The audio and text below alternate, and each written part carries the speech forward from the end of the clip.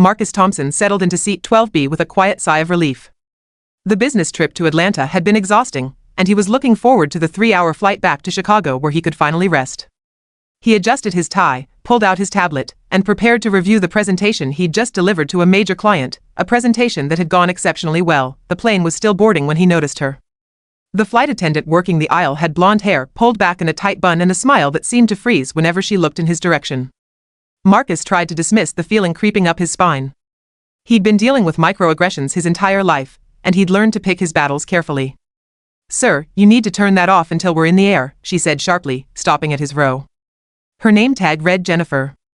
Marcus looked down at his tablet, then back up at her. "It's in airplane mode," he explained politely, showing her the screen. "The captain hasn't made the announcement yet about electronic devices." Jennifer's eyes narrowed. "I know the rules, sir.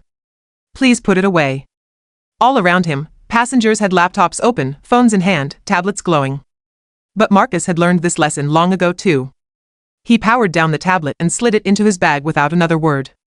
The woman across the aisle shot him a sympathetic look. The flight took off without incident. Marcus had just closed his eyes, headphones on, trying to catch a few moments of peace, when he felt a sharp tap on his shoulder. He opened his eyes to find Jennifer standing over him, her face twisted in barely concealed disgust. "Sir, I need you to wake up," she said loudly, her voice carrying across multiple rows. Passengers began to turn in their seats. Marcus pulled off his headphones, confused. "I'm sorry, is something wrong?" "I've been watching you, and I can tell you've been drinking," Jennifer announced, her voice even louder now. "We have a zero-tolerance policy for intoxicated passengers." Marcus felt the blood drain from his face. "Excuse me?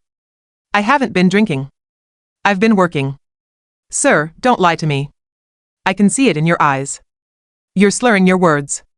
She crossed her arms, positioning herself in the aisle so that everyone nearby could see and hear the confrontation. "I just woke up," Marcus said, trying to keep his voice calm despite the rage building in his chest. "I haven't had a single drink.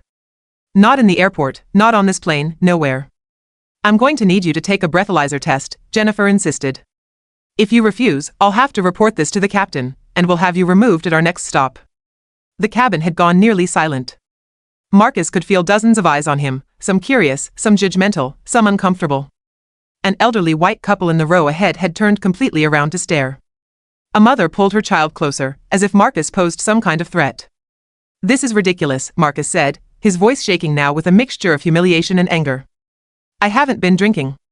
I'm a marketing executive returning from a business meeting. I don't know what you think you saw, but you're mistaken. Are you refusing the test?" Jennifer's voice had taken on a triumphant edge, as if she'd been waiting for this moment. "There's nothing to test. I haven't been drinking."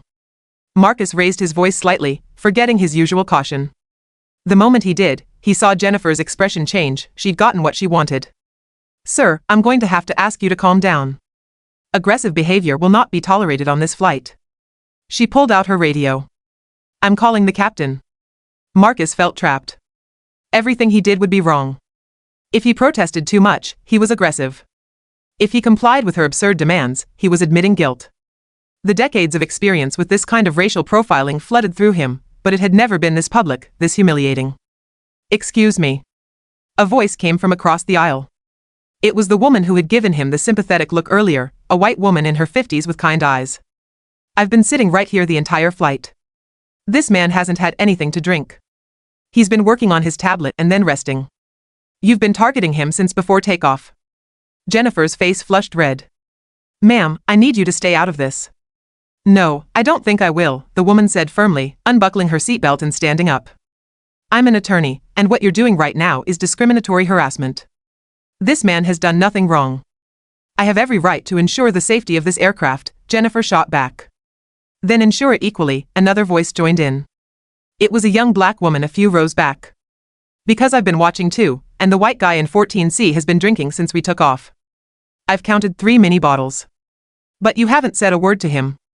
Heads turned toward row 14, where indeed a middle-aged white man was hastily trying to hide a small bottle under his seat. Jennifer's face went from red to purple.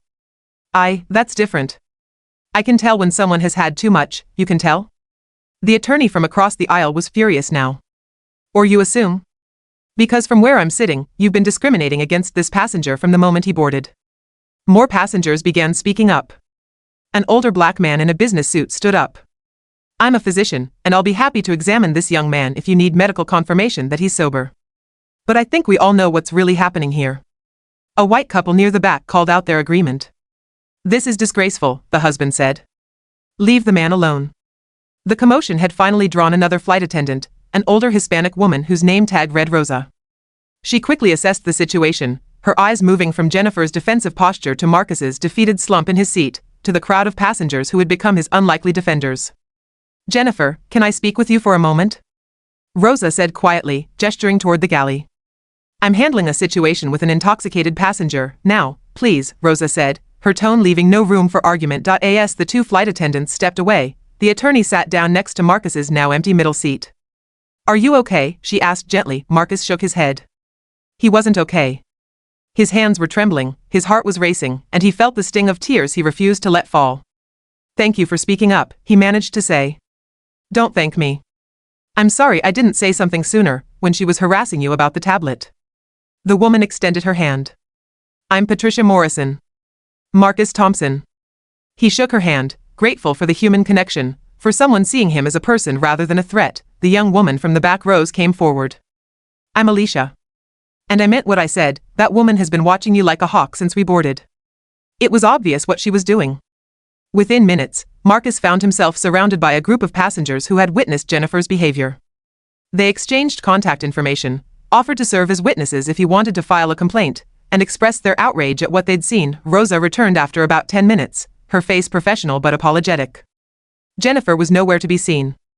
Mr. Thompson, I am so sorry for what just occurred. Jennifer has been removed from service for the remainder of this flight, and there will be a full investigation into her conduct. On behalf of the airline, I deeply apologize. Is there a breathalyzer? Marcus asked bitterly. Since apparently, my word isn't enough. Rosa looked pained. That won't be necessary, sir. Multiple passengers have vouched for you, and quite frankly, Jennifer's behavior was inappropriate regardless. Would you like to move to a first-class seat? It's the least we can do.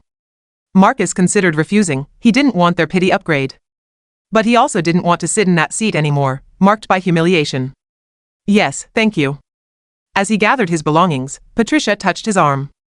Please file a formal complaint. And if you want to take this further, call me. She pressed her business card into his hand. This happens too often, and it needs to stop. Marcus moved to first class, where he was treated with exaggerated courtesy by the remaining flight attendants, the kind of overcompensating niceness that comes after a discrimination incident. He knew they were trying, but it couldn't erase what had happened. Spent the rest of the flight thinking about the thousand small indignities he'd endured over the years. The times he'd been followed in stores. The taxicabs that wouldn't stop. The moments where he had to prove his credentials, his sobriety, his right to be in a space. He'd learned to navigate a world that viewed him with suspicion, but this public humiliation cut deeper than usual. When the plane finally landed in Chicago, the captain himself came out to apologize. Marcus accepted with a nod, too exhausted to engage. As he deplaned, several passengers stopped to shake his hand, to apologize, to express their shock. The airline sent him a formal apology letter within 24 hours, along with a flight voucher and a notification that Jennifer had been suspended pending investigation. Several of the passengers who had witnessed the incident sent him messages through Patricia, offering their support. Marcus did file a complaint, a detailed one. He wrote about not just that incident, but about the pattern of bias he'd experienced with that airline. He wrote about the emotional toll of being viewed as a threat simply for existing while black. Patricia helped him, offering her legal expertise pro bono. 3 months later, the airline settled with Marcus and implemented new anti-discrimination training for all employees. Jennifer was terminated. It wasn't everything, it couldn't erase the humiliation, but it was something. Marcus still flew for business, though he switched airlines when he could. He still dealt with suspicious looks, with microaggressions, with the constant low-level stress of navigating spaces where he had to prove his humanity. But he also remembered the passengers who had stood up for him, who had used their privilege to amplify his truth, and sometimes, when he told the story, he didn't focus on Jennifer's hatred or his humiliation. He focused on Patricia, Alicia, the physician, and all the others who had refused to be silent. Because in a world that too often looked at him with suspicion, those strangers had looked at him and seen a human being who deserved dignity. That, Marcus decided, was worth remembering. The story ended, but Marcus's advocacy didn't. He began speaking at corporate diversity trainings, sharing his experience to help others understand the real-world impact of racial profiling.